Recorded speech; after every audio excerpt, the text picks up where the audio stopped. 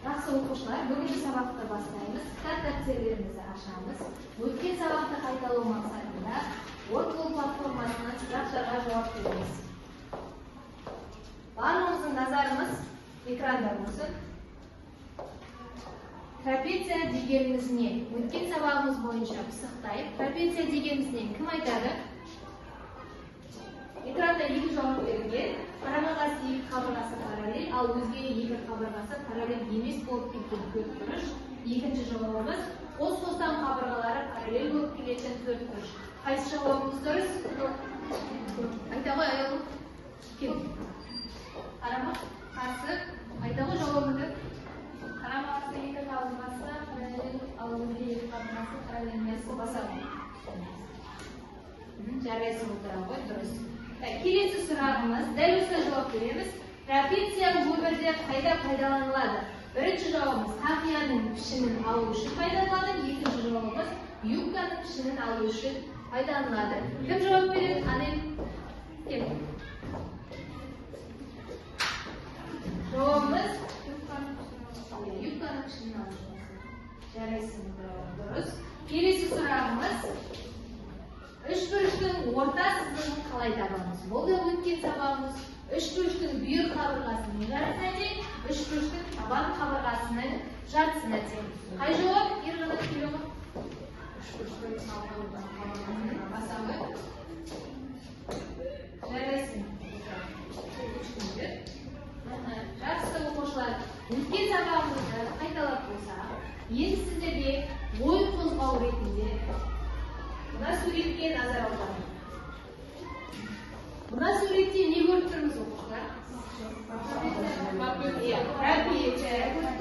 Трапеция тәріздес бақша көріп тұр. Жақсы. Трапецияның дәл ортасында не орналасқан? Труба орналасқан. Жақсы. Ендеше сіздерге сұрақ. Осы трапецияның дәл ортасына трубаны қалай орналастырамыз? Және труба қанша метр труба қажет? Ойларыңызбен бөліссеңіздер, ауызша қанша метр труба қажет болуы мүмкін осы трапецияға? 18, 36. Сіздерге жауап бар ма? 18. Жақсы оқушылар. Бүгінгі сабағымызда мына трапецияның дәл ортасында тұрған мына трубаны есептеу үшін өзінің жолы бар еді. Оның үшін мына трапецияның дәл ортасына орта сызық жүргізіледі. Яғни бүгінгі сабағымыз оқушылар трапецияның орта сызығы. Енді ары қарай бүгінгі сабақтың мақсаты бүгін не үйренеміз? Трапецияның орта сызығының қасиетін қолданып есеп шығарамыз. Трапецияның орта сызығының қасиетін дәлелдеп талдаймыз. Трапецияның орта сызығының қасиетін есептер шығаруда өз бөлімімізді жинақтаймыз. Жақсы балалар, бүгінгі күннің жадын жазып, тақырыбымызды тез жазып қаламыз дәптерімізге.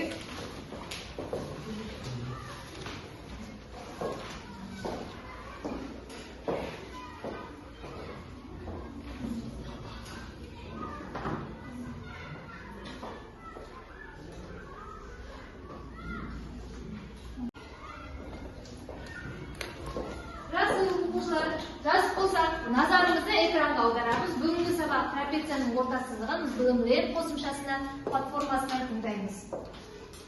Назарымыз экранда болсын. Бүйір қабырғаларының орталарын қосатын кесіндіні трапецияның орта сызығы деп атайды. Теорема. Трапецияның орта сызығы табандарына параллель және олардың қосындысының жартысына тең. Дәлелдеуі. А, Б, С, Д трапециясы берілген. Және МН оның орта сызығы болсын. Б нүктесі мен С бүйір қабырғасының ортасы Н арқылы түсу жүргізеді. Ол А-Д қабырғасының созындысын қандай да бір Е нүктесінде қиып өтеді. Үшбұрыштар теңдігінің екінші белгісі бойынша екі үшбұрыш тең. Себебі салуымыз бойынша олардың бір қабырғалары тең және оған іргелес жатқан бұрыштар тең. Яғни Н төбесіндегі бұрыштар вертикаль бұрыштар. Ал НЦБ мен НДЕ бұрыштарда тең. Өйткені БЦ және АД қабырғалары параллель. Ал оларды қиюшы түзу С-ді қиюшысы жасайтын ішкі айқыш бұрыштар тең. Егер екі үшбұрыш тең болса, онда оның элементтері де тең болады. Демек, трапецияның МН орта сызығы АБЕ үшбұрышының да орта сызығы болып табылады. Үшбұрыштың орта сызығының қасиеті бойынша үшінші қабырғасына параллель және оның жартысына тең. Яғни МН АН-ның жартысына тең. Ал мен БЦ тең болса, онда МН орта сызығы АБ мен БЦ қабырғаларының қосындысының жартысына тең.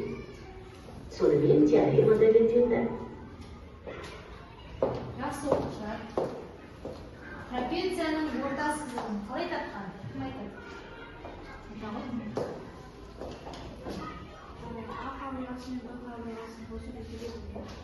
Яғни А қабырғасы мен Б қабырғасы деген трапецияның қандай элементі?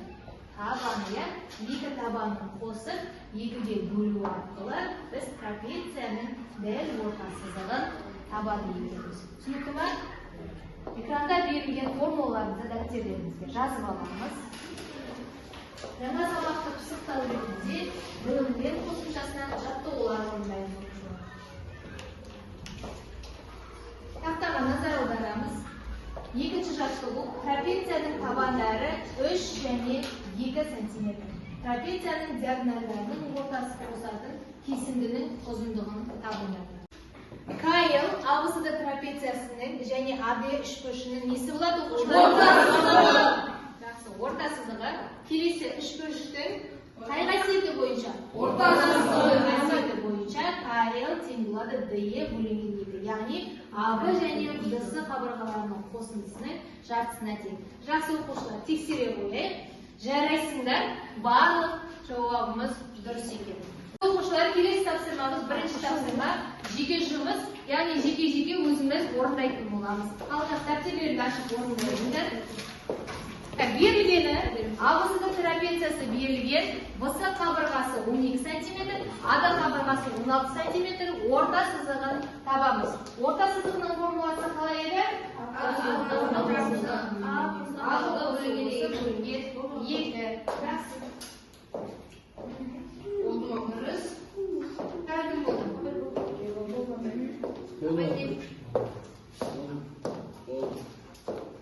Жақсы, жарайсыңдар. Дұрыс. Келесі тапсырмамыз. Жауабын тексерейік. Жауабы 14 сантиметр ма? 14 сантиметр. Жарайсыңдар. Барлығымызда дұрыс. Келесі екінші тапсырма. Жұптық жұмыс, яғни қасымыздағы жұптарымызбен бірге бірлесе жұмыс жасаймыз. Трапецияның табандарының қатынасы 2-де 3 қатынасына тең. Орта сызығының 5 см, трапецияның табаны табыңдар.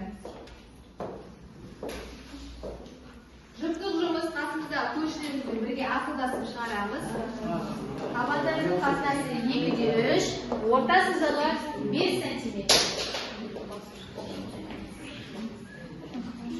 Трапеция табанын табу керек.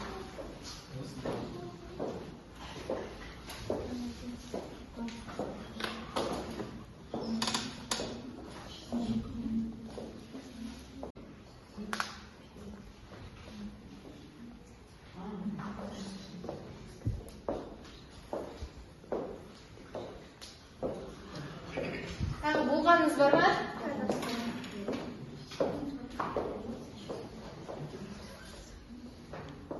Жақсы оқушылар, қалай шығарып жатыр?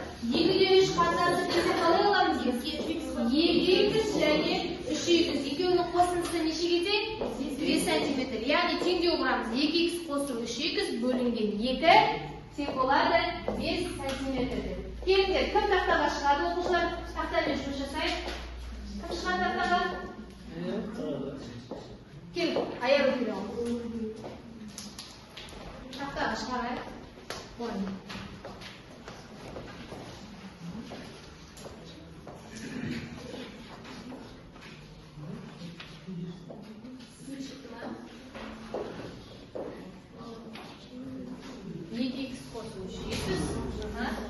Формула бойынша екі табандарының қосындысы бөлінген 2 бар еді ғой. Сен болады нешеге? 5 метр. Жақсы, ары қарай түрлендіреміз, теңдік шешеміз. Бөліміндегі 2 теңдіктің екінші аны не болып өтеді? Көбейту болып өтеді, ары қарай шығарайық. Орныңызда бар ма шығарып болған оқушылар?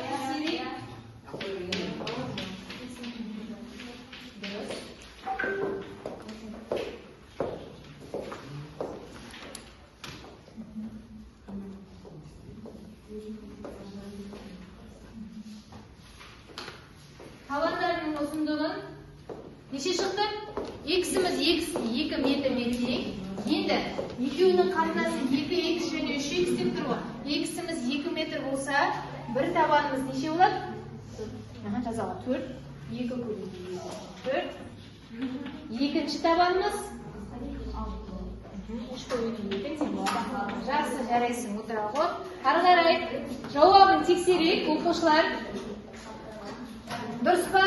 Бір табанымыз 4 сантиметр, екінші табанымыз 6 метр екен. Жақсы, келесі. Үшінші тапсырмамыз топтық жұмыс оқушылар. Топқа бөлінбей, бірінші қатардың оқушылары бірінші партаға келіп отыра қойыңыздар. Екінші қатардың оқушылары бірінші партаға. Оқушылары мына бірінші партаға келіп орналаса қойыңдар. Тез келе қойыңдар оқушылар. Сіздерге бір-бір беттен қағаз берем, топтық жұмысқа орындаймыз керек. Бірінші партаны айналып тұра қалыңдар, есеп шығарамыз. Топтық жұмыс бір-бірімізбен ақылдасамыз оқушылар. Берілгені бойынша ауыл шаруашылығына арналған су каналының қимасы трапеция түрінде. Жоғарғы табаны 12 метр, төменгі табаны 8 метр. Каналдың тереңдігі 3 метр. Инженерлер орта сызық бойымен судың ағу жылдамдығын есептегісі келеді.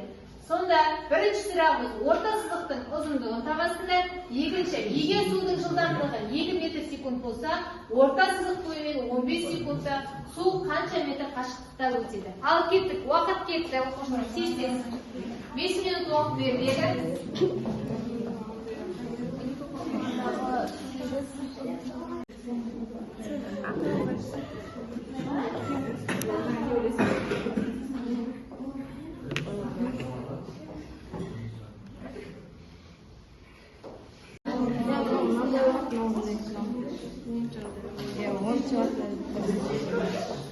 Екіге бөлгенде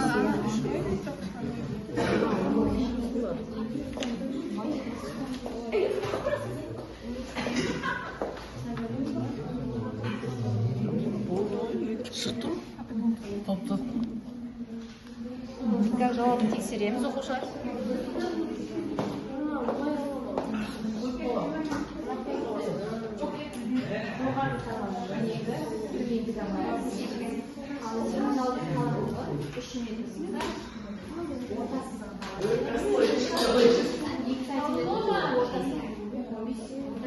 Қанша метр қашықтықта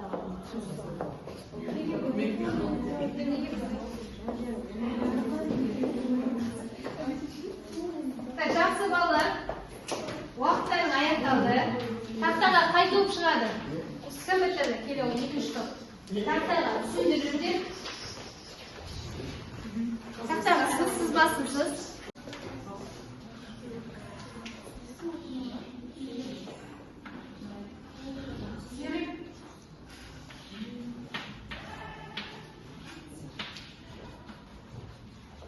ең алдымен біз орта сызығының ұзындығын табу үшін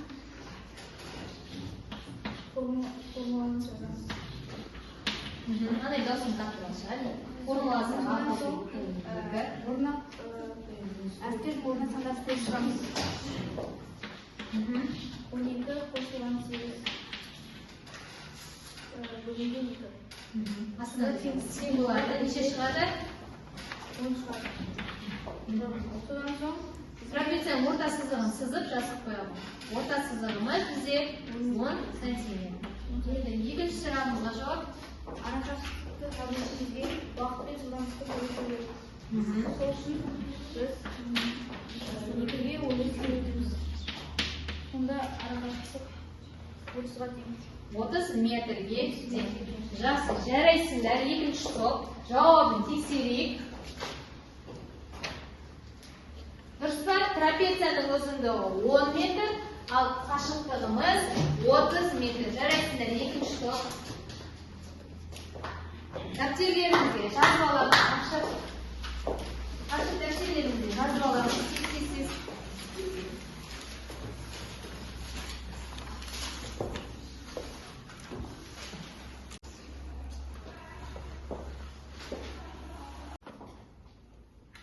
Жақсы оқушылар, келесі бізде шығармашылық тапсырма. Экранға назар аударайық. Бұл бізде кім экранда?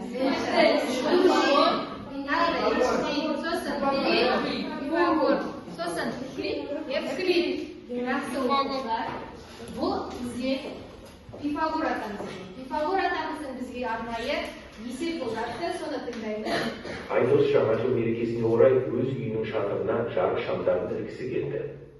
Шамдарды шатырдың ортасына ілуі қажет. Суретте берілген өлшемдер бойынша шатырды толық орау үшін кемінде қанша метр жарық шамын сатып алу керек? Жақсы оқушылар. Осыны енді көзбен елестететін болса, Айдостың жаңа жыл мерекесіне орай өз үйінің шатырына жарық шамдарын ілгісі келеді. Шамдарды шатырдың ортасына ілу қажет. Мына суретте берілген өлшемдер бойынша шатырды толық орау үшін кемінде қанша метр жарық шамын сатып алу керек. Дәптерлеріңізге осы суретті саламыз және есепті шығарамыз.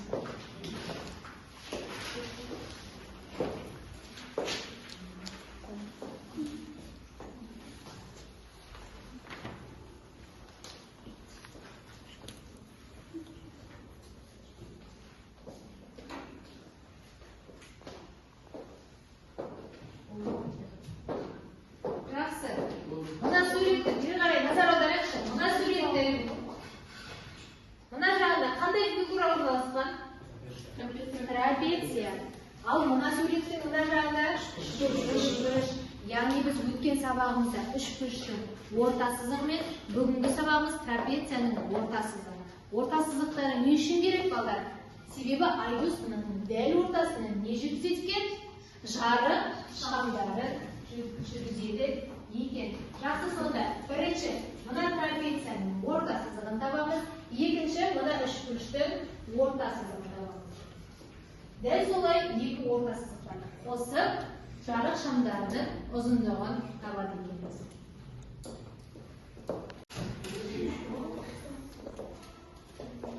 Жақсы оқушылар, болған оқушыларымыз бар ма? Тексере қойайық.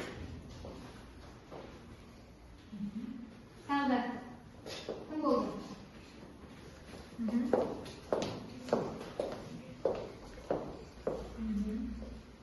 Тағы да.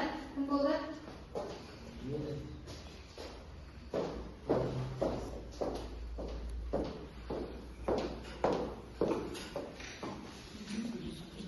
Жақсы оқушылар, экранға назар аударайық. Мына есептің жауабы бізде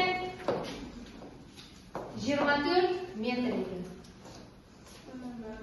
Жақсы оқушылар, осы есепті тақтаға шығарайықшы. Кім шығады тақтаға? Кел, Айна, кел оғы. Есебіңді жаз, дұрыстап түсіндір.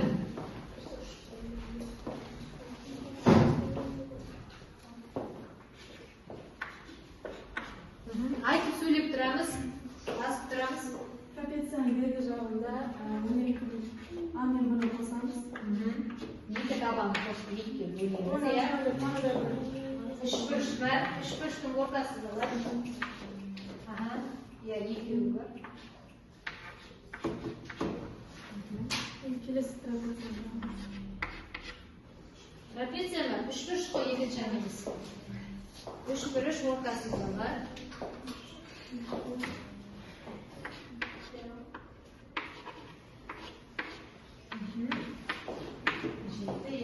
Енді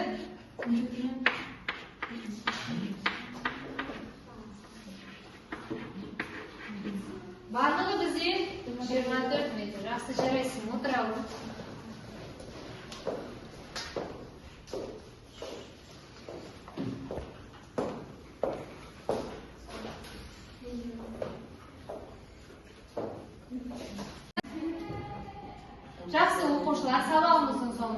кері байланыс жасайық. Оны біз Mentimeter платформасы арқылы жасайтын боламыз. Сіздерге телефондарыңызға бағыт бағдар беруші ссылка жіберілді. Соған кіріп бүгінгі сабақты бағалап өтсеңіздер. Бірінші барлығын түсіндім, екінші қызылмен енді түсініп келемін, үшіншісі түсінбедім. Осылай маған жауап бере қойыңыздар.